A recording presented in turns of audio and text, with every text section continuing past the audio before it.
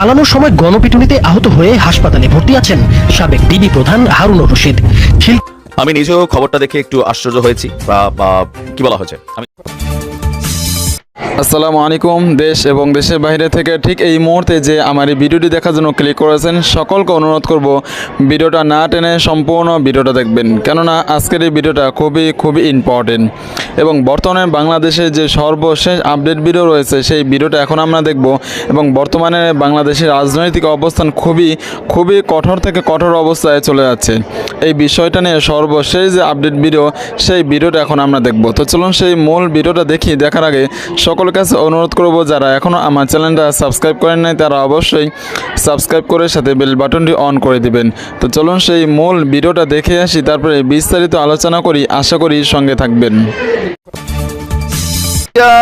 গেলাম ফাঁসিয়া, থাকতে হবে আয়না ঘরে ভাইয়া, সোনারি চান পিতলা ঘুঘু যাবে কোথায় পালাইয়া।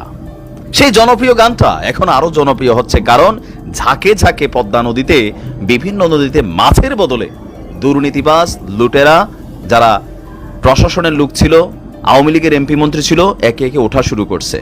আমার কোনো কষ্ট লাগে না। অনেকে বলেন তুমি তো ভাই এই দলের লোক, দেখেন দুর্নীতির বিরুদ্ধে যতটুকু পারছি সবসময় কথা বলছি। আমি তো চাই পুরা এমপি মন্ত্রীর সেক্টর, প্রশাসনের সেক্টর, আইন শৃঙ্খলা বাহিনীর সেক্টরে প্রত্যেকটা লুটেরা যারা রাজনীতির নাম ভাঙাইয়া এই দেশকে লুট করছে প্রত্যেকের বিচার হওয়া উচিত। আর এমন সুবর্ণ সুযোগ বাংলাদেশের ইতিহাসে দ্বিতীয়বার আবার আসবে কিনা আমি জানি না, আসুক সেটাও চাই না। যে বিপ্লব হয়েছে, যে পরিবর্তন হয়েছে, এই পরিবর্তনের মাধ্যমে লুটেরাদেরকে ধুয়ে মুছে এই দেশ থেকে বিতাড়িত করতে হবে, তবে আইনের মাধ্যমে।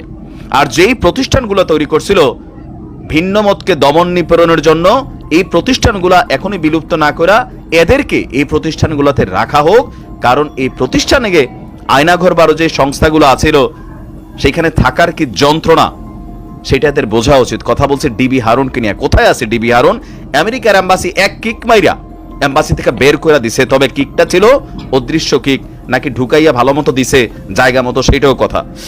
ডিবি হারুন কোথায় এটা নিয়ে যখন প্রশ্ন উঠছে, খুবই বিশ্বস্ত সোর্সগুলো বলছে ডিবি হারুন বেসিক্যালি সেনাবাহিনীর আওতায় আছে।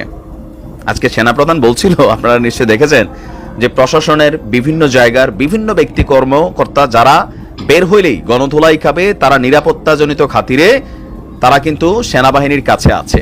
তবে কেমনে রাখছে, কোথায় রাখছে এটা সেনাবাহিনী ভালো জানে।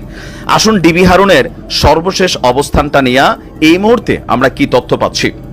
গত 1 আগস্ট গোয়েন্দা শাখার দায়িত্ব থেকে সরিয়ে ডিএমপির ক্রাইম ডিভিশনে দেওয়ার পরেই যখন 5 আগস্ট আওয়ামী লীগ সরকারের পতন ঘটে, এরপর থেকে পুলিশের অন্তত 57 জন ঊর্ধ্বতন কর্মকর্তা পলাতক আছেন।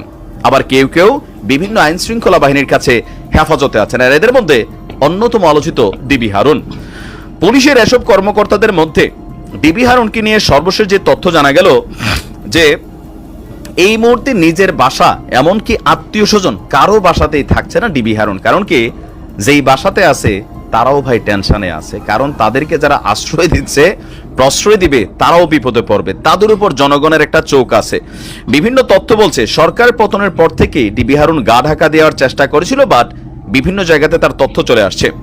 জানা যায় যে সাবেক প্রধানমন্ত্রী শেখ হাসিনার পদত্যাগ এবং দেশ থেকে খবর ছড়িয়ে পড়লে যখন জনগণ রাস্তায় নামে, তখন আপনার ঢাকার যাত্রাবাড়ি, পুরান ঢাকা, পোস্তাগোলা দিয়ে প্রথমে শহীদ মিনার এবং গণভবনের উদ্দেশ্যে যখন জনগণ আসে, তখনই ডিএমপির সেন্ট্রাল কমান্ড এবং কন্ট্রোল ইউনিট ভবনের সামনে থাকা বঙ্গবন্ধুর বিশাল ব্যানার টানানো দেখে উত্তেজিত জনতা ভবনটিকে উদ্দেশ্য করে ইটপাটকেল ছড়তে থাকে। এমন সময় গেঞ্জি বা অন্য পোশাক পরে সেন্ট্রাল কমান্ড এবং কন্ট্রোল ইউনিট ভবনের পেছনের প্রায় 13 ফুট দেয়াল টপকে পুলিশ সদর দপ্তরের সামনের রাস্তায় সটকে গিয়েছিল ডিবি হারুন। তো সেখান থেকে পরবর্তী সময় আইজিপির সাথে চলে গিয়েছিল পুলিশ সদর দপ্তরে। এরপর বলছে যে একটি সূত্র যে তিনি কূটনৈতিক এলাকায় একটি দূতাবাসে বা হাই কমিশনে আশ্রয় নিয়েছিল। 2006 সালে ডিবি লটারিতে আমেরিকার ভিসা পেয়েছিল হারুনের স্ত্রী। বৈধ ভিসা থাকায় সেই সূত্রে আমেরিকা পালানোর চেষ্টা করেছিল ডিবি হারুন। তাকে মার্কিন দূতাবাসেও তাকে আশ্রয়ের জন্য সে আপনার আবেদন করেছিল, নিশ্চয়তা চেয়েছিল তাকে অক্ষত অবস্থায় বিমানবন্দরে তুলে দিয়ে আসার। তবে কূটনৈতিক সূত্র বলছে তার এই প্রস্তাব নাকচ করেছিল দূতাবাস। পরে সেখান থেকে তিনি ফিরে আসেন। এরপরে কাউন্টার টেরোরিজম ইউনিট সোয়াটের একটি গাড়ি তাকে মিরপুরের দিকে একটি জায়গায় দিয়ে আসে। সেখানে কিছু ব্যক্তির সাথে আলাপ করে বিমানবন্দর দিয়েও পালানোর চেষ্টা করেছিল হারুন। গাড়িতে করে পৌঁছেছিল বিমানবন্দর, তবে বিমানবন্দরের টার্মিনালের প্রবেশের আগে জনতা তাকে দেখে চিনে ফেলে মারধরের শিকার হন। গুরুতর অবস্থায় তাকে নিয়ে যাওয়া হয়েছিল রাজধানীর একটি বিশেষ হাসপাতালে। সেই হাসপাতাল থেকে সম্ভবত তাকে সেনাবাহিনীর নিরাপদ অবস্থায় রাখা হয়েছে, কারণ এদের আইনের মাধ্যমে বিচার করা হবে। সেনাবাহিনীর দায়িত্ব দল দেখে তুল্লা দেওয়া না, তারা নিউট্রাল ভূমিকা পালন করছে। সময় খারাপ হলে কি হয় ডিবি হারুন, কই পালাবা? ঠান্ডা মাথায় মানুষকে খুন কইরা এই বিল্ডিংটার নিচে উপরে টর্চার সেল বানাইয়া তোমরা বৈশা বৈশা রং ফুর্তি করছো। তোমাদের কারণে সাধারণ পুলিশ ভাইরা কি পরিমাণ ঝামেলায় পড়ছে।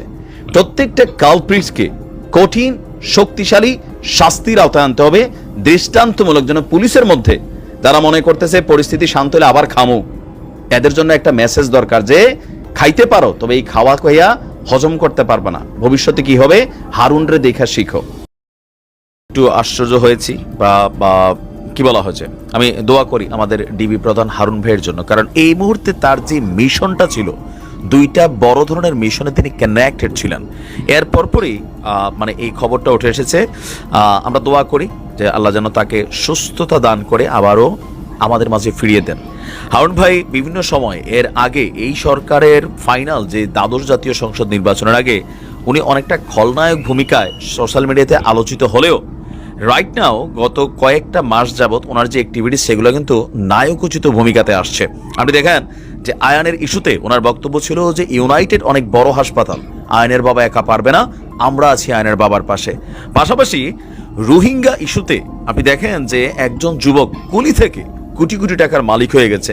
এই সিন্ডিকেটটারেও এটা কিন্তু ডিবি হারুনই ধরে আনছেন। আর এরই মাঝখানে যখন তার বিভিন্ন কর্মকাণ্ড দিয়ে তিনি জনতার সামনে একটা পজিটিভ অবস্থানে চলে আসলেন, এর মাঝখানেই এই দুঃসংবাদটা আসছে আমাদের ডিবি হারুন ভাই এই মুহূর্তে হাসপাতালে ভর্তি আছেন। এখন কেন হাসপাতালে ভর্তি আছেন? আমাদের ডিবি হারুন ভাই করোনায় আক্রান্ত হয়েছেন। তবে করোনা আজকের দিনে একটা ওয়ান কাইন্ড অফ নর্মাল রোগ হলেও আনটিল রাইট নাও সারা পৃথিবীতে এবং বাংলাদেশেও প্রতিদিন করোনায় আক্রান্ত হয়ে কিন্তু অনেক মানুষ মারা যাচ্ছে যদি স্টেজটা মানে ডেপথে চলে যায়। তা আমরা দেখি ওনার অবস্থানটা কি।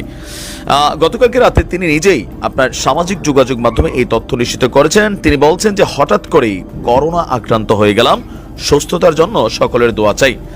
আর ডিবির সূত্রে বলা হচ্ছে যে করোনার পরীক্ষার ফল পজিটিভ আসার পর বর্তমানে বাসাতেই তিনি আইসোলেশনে আছেন এবং কি চিকিৎসাও নিচ্ছেন। আর তার ব্যাপারে এই মুহূর্তে সর্বশেষ আপডেট এতটুকুই যে তিনি আসলে কতটুকু মানে করোনার তো 2-3টি স্টেজ আছে, এখন ওনার স্টেজ কোনটা সেটা সম্পর্কে কিন্তু স্পষ্ট কোনো তথ্য পাওয়া যায়নি। তবে তিনি বলছেন যে সকলের দোয়া চাচ্ছেন। এখন আপনাদেরকে যেই কথাটা বলছিলাম যে রোহিঙ্গা ইস্যুতে এই মুহূর্তে ডিবি হারুনের কেন দরকার, আমরা দেখলাম যে ঢাকা শহরের একজন কুলি, সে আপনার মাত্র কয়েক বছরে ভিডিওটা দেখার জন্য অনেক অনেক ধন্যবাদ। ভিডিও সম্পর্কে আপনার কি মতামত সেটা অবশ্যই কমেন্ট বক্সে কমেন্ট করে জানাবেন।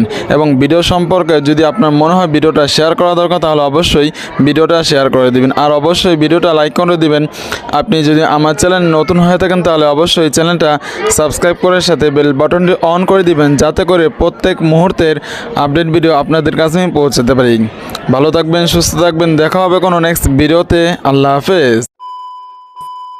সো গাইস, ভিডিওটি ভালো লেগে থাকলে লাইক করবেন, অবশ্যই কমেন্ট করে জানাবেন ভিডিওটি কেমন হয়েছে। আর হ্যাঁ, আপনি যদি আমার চ্যানেল নতুন হয়ে থাকেন তাহলে অবশ্যই নিচে দিয়ে সাবস্ক্রাইব করবেন। আর এই পাশে যে ভিডিওগুলো দেখতে পাচ্ছেন তো অবশ্যই দেখবেন এবং এনজয় করবেন। ভালো থাকবেন, সুস্থ থাকবেন এবং সবসময় আমাদের সাথে থাকবেন।